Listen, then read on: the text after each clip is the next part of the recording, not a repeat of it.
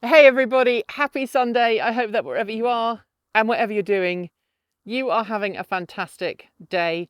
It is Friday evening, as many of you know when I record this. I kind of do this as part of doing 10.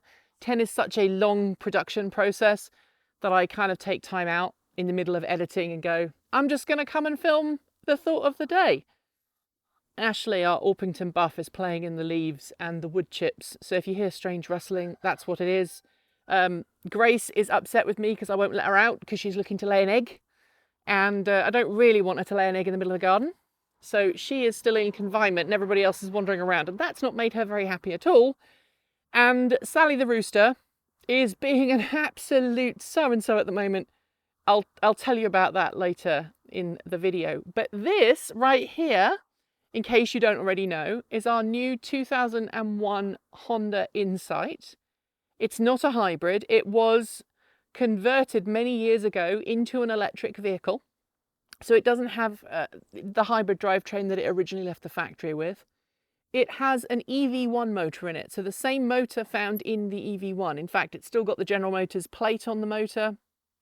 And so what's that, 80, 100 kilowatt motor? You can get more out of them. I've heard of some people getting as much as 150 kilowatts out of them, which is the same as my my Chevrolet Bolt. Whether we will do that or not, I don't know. We'll just have to wait and see.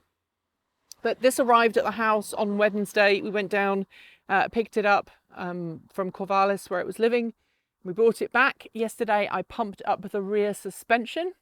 The suspension on this car originally was not an air suspension, but when it was converted to electric, the previous owner put an air suspension in just to help it level out because obviously batteries are heavy. And it's our goal to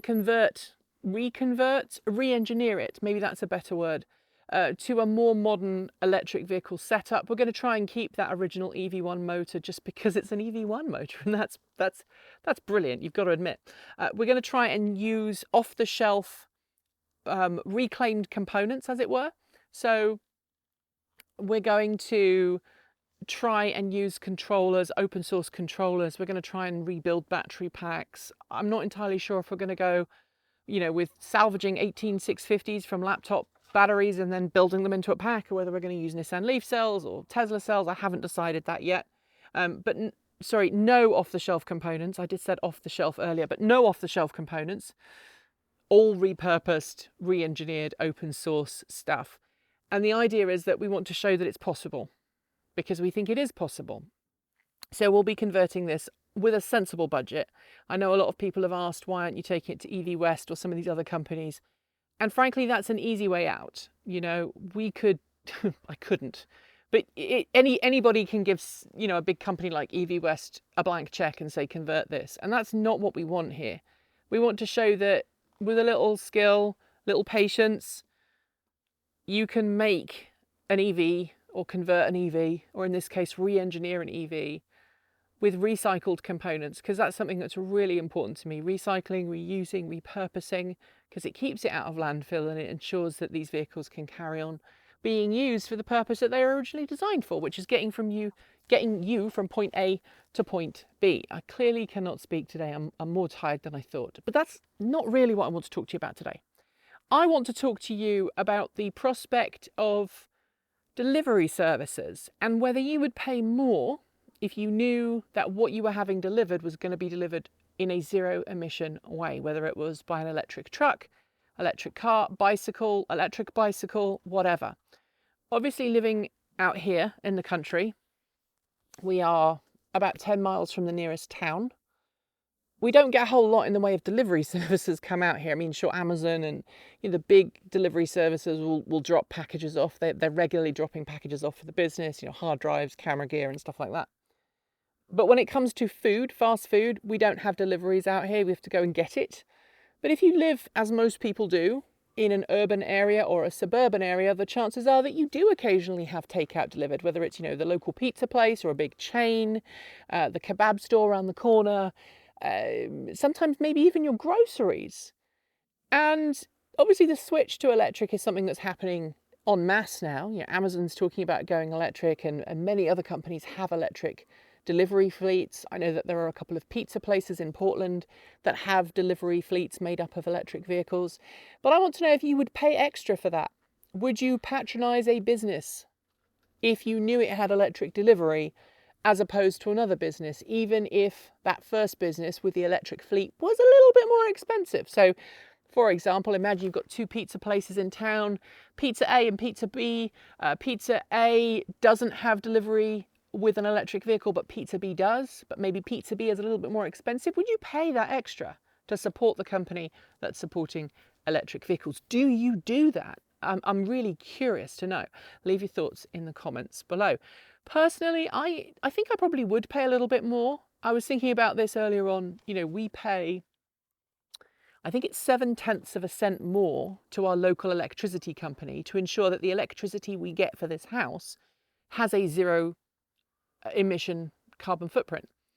And I know that that's not exactly how it works. You know, an electron, you can't get to choose where your electron comes from. But, you know, we consume between 2,000 and 3,000 kilowatt hours a month. That's a lot of electricity, I know, because we've got all the servers for the business and we've got all of the cars and yeah.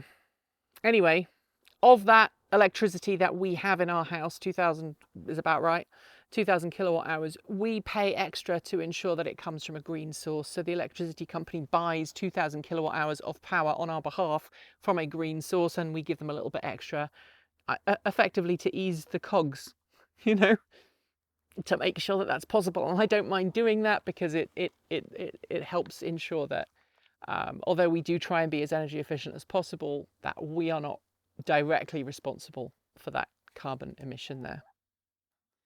Ashley's come right down to my feet, which is wonderful. Ashley is our lavender Orpington. Like I said, I can't speak. And she's normally really shy, but she's being super curious today, and that makes me smile because she's henpecked by the rest of the flock. And now she's pecking at my shoes. So let me know what you think in the comments below. I will be back tomorrow with great content as usual. Check out our swag store if you haven't already. And thanks to the folks who are scrolling by. They are our charged up supporters. So thank you very much to everybody there for being our $15 to $49 a month Patreon supporters. I know some people get worried about, you know, how much they can or cannot give on Patreon. Really, if you support the show, whether it's sharing links, whether it's just talking to us, making sure that you watch all the videos, it all helps. It really does. So there we are. And I promised you before we go that Sally might have to go on a field trip. He's been a bit of a naughty boy lately. He's been attacking me. He's been attacking my family. He's been going after the dogs, and he's being a little forceful with the hens to the point that life with him is not particularly pleasant right now. So we may have to send him on a field trip, if you know what that means, and maybe replace him next season, which I don't really want to do. But then again, I don't want the hens to be harassed, and they are being harassed right now. So big sigh. Anyway, I'll be back tomorrow with more great content. Until then, thanks for joining me. Keep evolving.